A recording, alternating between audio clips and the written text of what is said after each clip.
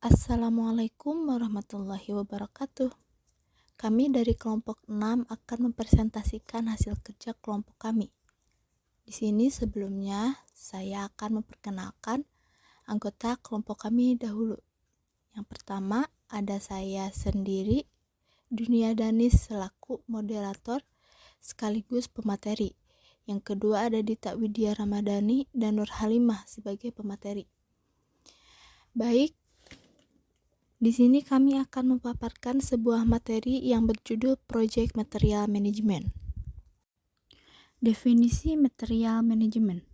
Menurut Kini U 1999, manajemen material adalah suatu sistem manajemen yang mengintegrasikan antara pembeli, pengiriman, dan pengendalian material dari pemasok.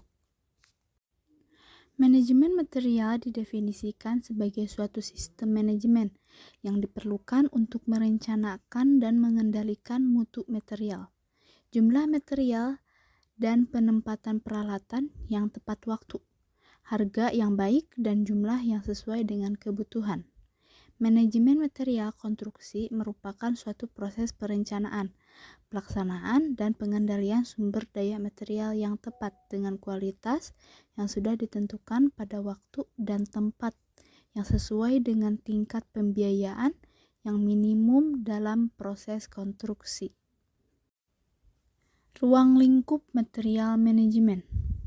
Manajemen material tidak hanya mencakup pembelian material saja, tetapi meliputi segala aktivitas yang bertalian dengannya seperti pengangkutan dan pengiriman, penentuan rute dan jenis transportasi, penanganan material dan peralatan, pertanggungjawaban serta penyimpanan barang, dokumentasi penerimaan rampung dan pelepasan paling akhir dari barang surplus atau kelebihan pada akhir pekerjaan. Manajemen material dalam industri konstruksi dapat dikelompokkan sebagai berikut. Yang pertama, ada perencanaan dan penjadwalan material. Yang kedua, pembelian dan pengiriman material. Yang ketiga, pemeriksaan dan quality control material. Yang keempat, penyimpanan dan pengawasan material. Yang kelima, penanganan dan distribusi material. Adapun menurut Hampers, tahun 1991, manajemen material dibagi menjadi 3 kelompok, yaitu 1 pengadaan, 2 pengendalian, 3 koordinasi material.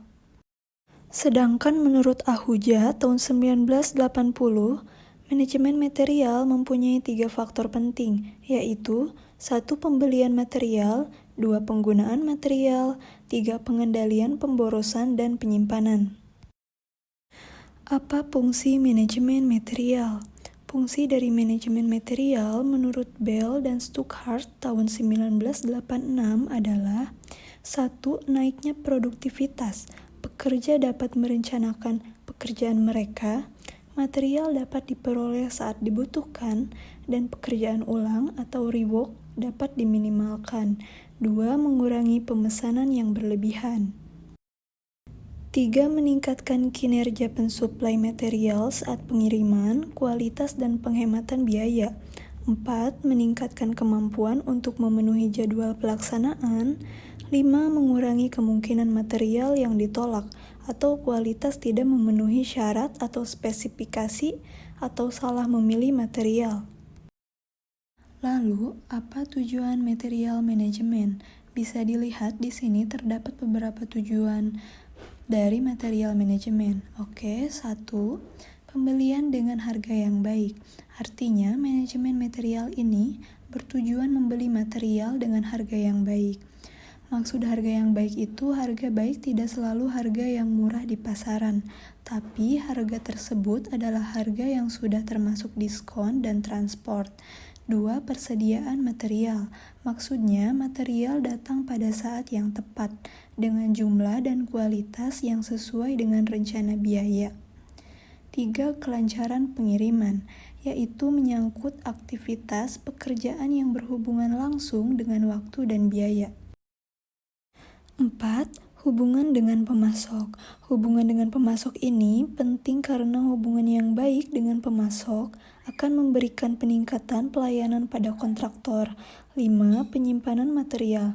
Penyimpanan material ini merupakan suatu kegiatan untuk melakukan pengaturan persediaan material di tempat penyimpanan. 6. Pemakaian material.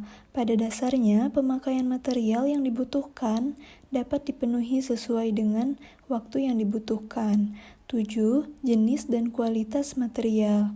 Banyak hal yang biasa terjadi pada saat pengiriman material oleh pemasok, seperti tidak sesuai dengan spesifikasi yang telah ditentukan, dan kadang terjadi kerusakan material. Maka, tugas manajemen material untuk dapat menentukan kualitas pemasok. 8. Sistem administrasi. Sistem administrasi di sini menyediakan pelayanan administrasi logistik yang efektif dan efisien. Pengertian Project Material Management. Project Material Management adalah suatu pendekatan terstruktur untuk merencanakan, mengorganisir, dan mengendalikan seluruh aspek pengelolaan material yang diperlukan dalam pelaksanaan proyek. Ini mencakup perencanaan pengadaan, penyimpanan, distribusi, dan pemakaian material dengan tujuan memastikan ketersediaan tepat waktu, mengoptimalkan penggunaan sumber daya, dan meminimalkan pemborosan. Contoh proyek material manajemen. Misalkan ada proyek konstruksi bangunan. Dalam konteks ini, proyek material manajemen akan melibatkan yang pertama yaitu ada perencanaan, yaitu mengidentifikasi jenis dan jumlah material yang diperlukan seperti beton, bahan bangunan, besi, dan lain-lain. Yang kedua yaitu menentukan pemasok dan menyusun jadwal pengiriman. Nah, selanjutnya yaitu ada pengadaan. Yang pertama yaitu menerbitkan pesanan pembelian untuk material yang dibutuhkan. Yang selanjutnya melakukan negosiasi dengan pemasok untuk mendapatkan harga yang kompetitif. Selanjutnya yaitu yang ketiga ada penyimpanan dan pengendalian inventaris. Yaitu yang pertama mempersiapkan situs penyimpanan yang aman dan sesuai. Yang kedua yaitu menerapkan sistem untuk memantau stok material dan mencegah kekurangan atau kelebihan. Yang keempat ada transportasi dan logistik, yaitu mengorganisir transportasi material dari pemasok ke lokasi konstruksi. Yang kedua yaitu menyusun jadwal pengiriman untuk memastikan material tiba tepat waktu. Yang kelima yaitu pemberian dan distribusi, yaitu mendistribusikan material ke lokasi konstruksi yang sesuai. Yang kedua yaitu memastikan bahwa setiap bagian proyek memiliki akses ke material yang diperlukan. Selanjutnya yaitu ada manajemen limbah, yaitu meminimalkan limbah dengan memilih material yang dapat didaur ulang. Yang kedua yaitu mengelola limbah konstruksi sesuai dengan regulasi lingkungan. Dan yang terakhir yaitu ada kontrol kualitas, yaitu melakukan pemeriksaan kualitas terhadap setiap jenis material yang masuk. Dan yang kedua yaitu memastikan bahwa material memenuhi standar keamanan dan keandalan. Selanjutnya yaitu tujuan Project Material Management. Tujuan dari Project Material Management adalah untuk memastikan pengelolaan yang efisien dan efektif dari seluruh aspek material yang dibutuhkan dalam pelaksanaan proyek. Beberapa tujuan utama melibatkan yang pertama yaitu ketersediaan tepat waktu. Memastikan bahwa semua material yang diperlukan tersedia pada waktu yang tepat sehingga tidak ada keterlambatan dalam pelaksanaan proyek. Yang kedua yaitu optimalisasi sumber daya, yaitu mengelola material dengan efisien untuk mengoptimalkan penggunaan sumber daya dan mencegah pemborosan. Yang ketiga yaitu pengendalian biaya, yaitu mengelola pengadaan dan penggunaan material dengan efektif untuk meminimalkan biaya proyek. Yang keempat yaitu kualitas produk atau layanan, memastikan bahwa material yang digunakan memenuhi standar kualitas yang ditentukan, sehingga produk atau layanan yang dihasilkan sesuai dengan ekspektasi atau persyaratan. Yang kelima yaitu pengelolaan risiko. Mengidentifikasi dan mengelola risiko terkait dengan material, termasuk risiko keterlambatan pengiriman, perubahan harga, atau kualitas yang buruk. Yang keenam yaitu efisiensi logistik. Merencanakan dan melaksanakan distribusi material dengan efisien, termasuk transportasi dan penyimpanan, untuk mengoptimalkan rantai pasok proyek. Yang ketujuh yaitu pemeliharaan inventaris yang tepat, yaitu menjaga inventaris material pada tingkat yang optimal, menghindari kelebihan stok yang tidak perlu atau kekurangan yang dapat memperlambat proyek.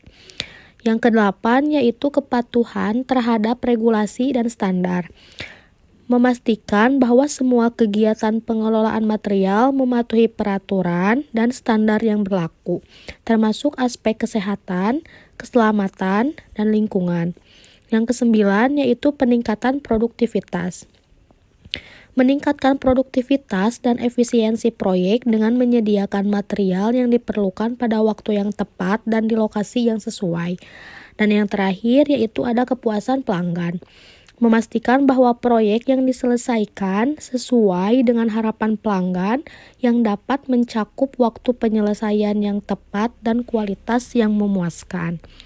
Dengan mencapai tujuan-tujuan ini, Project Material Management membantu proyek mencapai kesuksesan dengan meminimalkan risiko, mengoptimalkan kinerja, dan memastikan pengeluaran yang efektif dari sumber daya. Fungsi Project Material Management. Fungsi Project Material Management melibatkan serangkaian tugas dan kegiatan yang dirancang untuk merencanakan, mengelola, dan mengawasi semua aspek material yang terlibat dalam pelaksanaan proyek. Beberapa fungsi utama dari Project Material Management. Yang pertama yaitu perencanaan material. Mengidentifikasi jenis dan jumlah material yang dibutuhkan untuk proyek. Selanjutnya, menentukan sumber daya material yang diperlukan. Selanjutnya, membuat jadwal kebutuhan material berdasarkan fase proyek. Yang kedua yaitu pengadaan material, yaitu menerapkan proses pengadaan untuk mendapatkan material dari pemasok. Yang kedua yaitu mengeluarkan pesanan pembelian dan menjalin kontrak dengan pemasok. Dan yang ketiga yaitu memastikan bahwa persyaratan kualitas dan waktu pengiriman dipenuhi. Ketiga yaitu penyimpanan dan inventarisasi, yaitu membuat dan mengelola area penyimpanan yang aman dan sesuai. Yang kedua yaitu memantau dan mengendalikan inventaris material untuk menghindari kelebihan atau kekurangan stok. Keempat yaitu transportasi dan logistik. Mengelola logistik untuk pengiriman material dari pemasok ke lokasi proyek. Kedua, yaitu menyusun rencana distribusi material dengan efisien. Yang kelima, yaitu penerimaan dan pemeriksaan kualitas. Menerima material yang dikirimkan dan memverifikasi sesuai dengan pesanan pembelian. Kedua, yaitu melakukan pemeriksaan kualitas untuk memastikan material memenuhi standar yang ditentukan. Yang keenam, yaitu distribusi material, yaitu mendistribusikan material ke lokasi yang sesuai dengan jadwal proyek. Yang kedua, yaitu memastikan bahwa setiap tim atau departemen proyek memiliki akses ke material yang diperlukan. Yang ketujuh, yaitu manajemen risiko, yaitu mengidentifikasi dan mengelola risiko yang terkait dengan material seperti keterlambatan pengiriman atau perubahan harga. Yang kedua yaitu merancang strategi untuk mengurangi risiko potensial. Yang kedelapan yaitu pemantauan dan pelaporan. Memantau penggunaan material dan inventaris secara berkala. Yang kedua yaitu menyusun laporan progres dan efektivitas dalam manajemen material. Yang kesembilan yaitu pengelolaan limbah, yaitu menangani limbah yang dihasilkan selama proyek termasuk daur ulang jika memungkinkan. Yang kedua yaitu memastikan ketaatan terhadap regulasi lingkungan terkait. Kesepuluh yaitu evaluasi kinerja vendor, menilai kinerja pemasok berdasarkan kriteria seperti ketepatan waktu dan kualitas material. Yang kedua yaitu mengelola hubungan dengan pemasok untuk meningkatkan kolaborasi. Melalui fungsi-fungsi ini, proyek material manajemen berkontribusi pada kesuksesan proyek dengan memastikan ketersediaan, penggunaan efisien, dan kontrol yang baik terhadap seluruh aspek material yang dibutuhkan. Kesimpulan.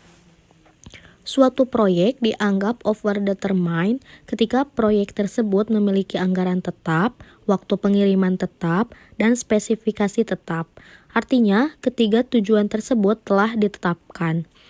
Proyek memerlukan fleksibilitas untuk menerima perubahan dalam ruang lingkup, waktu, atau biaya. Proyek yang terlalu ditentukan tidak memiliki fleksibilitas untuk berubah, dan manajer proyek harus melakukan trade-off untuk mencapai tujuan. Baik, mungkin itu materi yang bisa kami sampaikan. Mohon maaf bila ada kekurangan dan kesalahan kata. Kami akhiri. Wassalamualaikum warahmatullahi wabarakatuh.